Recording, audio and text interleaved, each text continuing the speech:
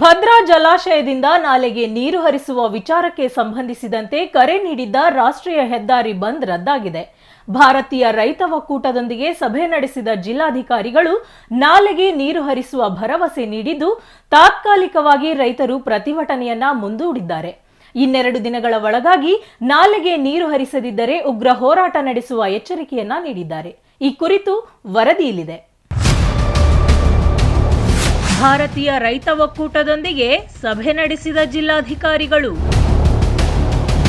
ರೈತರ ಮನವೊಲಿಸಿದ ಜಿಲ್ಲಾಧಿಕಾರಿಗಳು ಜುಲೈ 24ರಂದು ಕರೆ ನೀಡಿದ ರಾಷ್ಟ್ರೀಯ ಹೆದ್ದಾರಿ ಬಂದ್ ರದ್ದು. ಇನ್ನೆರಡು ದಿನಗಳ ಒಳಗಾಗಿ ನಾಲೆಗೆ ನೀರು ಹರಿಸದಿದ್ದರೆ ಉಗ್ರ ಹೋರಾಟ ನಡೆಸುವ ಎಚ್ಚರಿಕೆ ನೀಡಿದ ರೈತರು.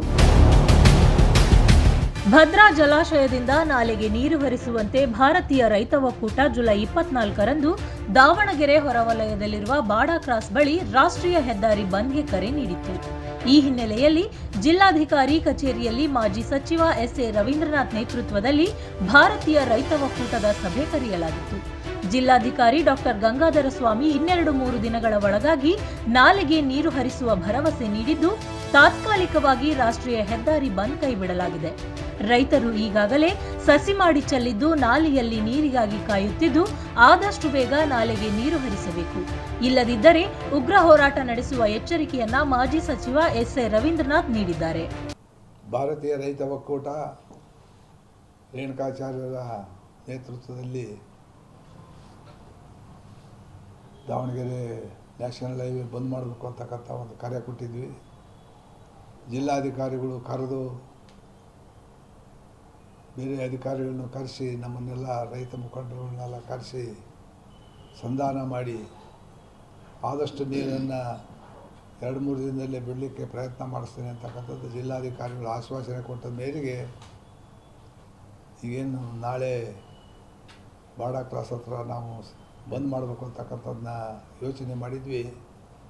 ಅದನ್ನು ರದ್ದುಗೊಳಿಸಿದ್ದೇವೆ. ಮುಂದಿನ ದಿನ ವಾರದೊಳಗಡೆ ನಮಗೆ ನೀರು ಕೊಡದೇ ಇದ್ದರೆ ಮತ್ತೆ ಉಗ್ರವಾದ ಹೋರಾಟವನ್ನು ಮಾಡ್ತೇವೆ ಅಂತಕ್ಕಂಥ ಒಂದು ಕರೆ ಕೊಟ್ಟು ನಾವೆಲ್ಲ ಸತ್ಯಾಗ್ರಹ ಮಾಡೋದು ಬೇಡ, ರಸ್ತೆ ಬಂದ್ ಮಾಡೋದು ಬೇಡ ಅಂತಕ್ಕಂಥ ಒಂದು ಚಿಂತನೆಯನ್ನು ಮಾಡಿದ್ದೇವೆ. ಜುಲೈ 24ರಂದು ರಾಷ್ಟ್ರೀಯ ಹೆದ್ದಾರಿ ಬಂದ್ಗೆ ಕರೆ ನೀಡಿದ್ದು, ಡಿಸಿಎಸ್ಪಿ ಮನವಿ ಮಾಡಿದ್ದರಿಂದ ಪ್ರತಿಭಟನೆ ಕೈಬಿಡಲಾಗಿದೆ. ಆದಷ್ಟು ಬೇಗ ಐಸಿಸಿ ಅಥವಾ ಕೆಎನ್ಎನ್ಎಲ್ ಸಭೆ ಕರೆದು ಜುಲೈ 25ರ ಒಳಗೆ ನಾಲೆಗೆ ನೀರು ಹರಿಸಬೇಕು. ಇಲ್ಲದೇ ಇದ್ದರೆ ರಸ್ತೆ ತಡೆ ಅಹೋರಾತ್ರಿ ಹೋರಾಟ ಮಾಡುವುದಾಗಿ ಮಾಜಿ ಸಚಿವ ಎಂಪಿ ರೇಣುಕಾಚಾರ್ಯ ಹೇಳಿದ್ದಾರೆ. ಜಲಾಶಯದಲ್ಲಿ ರಿವರ್ಸ್ ಸ್ಲೂಸ್, ಎಮರ್ಜೆನ್ಸಿ ಗೇಟ್ ಹಾಗೂ ಜಲಾಶಯದಲ್ಲಿ ಗ್ರೋಟಿಂಗ್ ಮಾಡಲು ಆದಷ್ಟು ಬೇಗ ಹಣ ಬಿಡುಗಡೆ ಮಾಡಬೇಕೆಂದು ಆಗ್ರಹಿಸಿದ್ದಾರೆ. 3 ಜಿಲ್ಲೆಗಳ ಜೀವನಾಡಿಯಾಗಿರುವ ಭದ್ರಾ ಜಲಾಶಯವನ್ನ ಭದ್ರ ಮಾಡಬೇಕು. ಇಲ್ಲದೇ ಇದ್ದರೆ ಸರ್ಕಾರದ ವಿರುದ್ಧ ಬೀದಿಗಿಳಿದು ಹೋರಾಟ ಮಾಡಬೇಕಾಗುತ್ತದೆ ಎಂದು ಎಚ್ಚರಿಕೆ ನೀಡಿದ್ದಾರೆ. ನಾಳೆ ಬುಧವಾರ 24ನೇ ತಾರೀಕು ಬಾಡಾ ಕ್ರಾಸ್ ಹತ್ರ ಬಳಿ ರಾಷ್ಟ್ರೀಯ ಹೆದ್ದಾರಿ ಬಂದ್ ಮಾಡಬೇಕು. ಒಂದು ತುರ್ತಾಗಿ ರೈತನ ಹೊಲಗದ್ದೆಗಳಿಗೆ ನಾಟಿ ಹಚ್ಚೋದಕ್ಕೆ ಭತ್ತ ಬೀಜ ಚೆಲ್ಲಿರ್ಬೋದು ಅಥವಾ ನಾಟಿ ಹಚ್ಚೋದಕ್ಕೆ ತುರ್ತಾಗಿ ನೀರು ಬಿಡಬೇಕಂತೇಳಿ ನಿರ್ಣಯವನ್ನು ಮಾಡಿದ್ವಿ. ನೀರು ಬಿಡುವುದು ಎಷ್ಟು ಮುಖ್ಯನೋ ಈಗ ಅಧಿಕಾರಿಗಳು ಭಾಳಷ್ಟು ಸಬೂಬುಗಳು ಸುಳ್ಳು ಹೇಳಿ ರೈತರನ್ನು ದಾರಿ ತಪ್ಪಿಸ್ತಕ್ಕಂಥ ಕೆಲಸನ ಅಧಿಕಾರಿಗಳು ಮಾಡಿದರು. ರಿವರ್ ಸ್ಲೀವ್ಸ್ ಗೇಟ್ ಹತ್ರ ಇವರು ಹೇಳಿದ್ದು 150 ನೀರು ಹೋಗ್ತಾ ಇದೆ ಅಂತ ಹೇಳಿದ್ರು.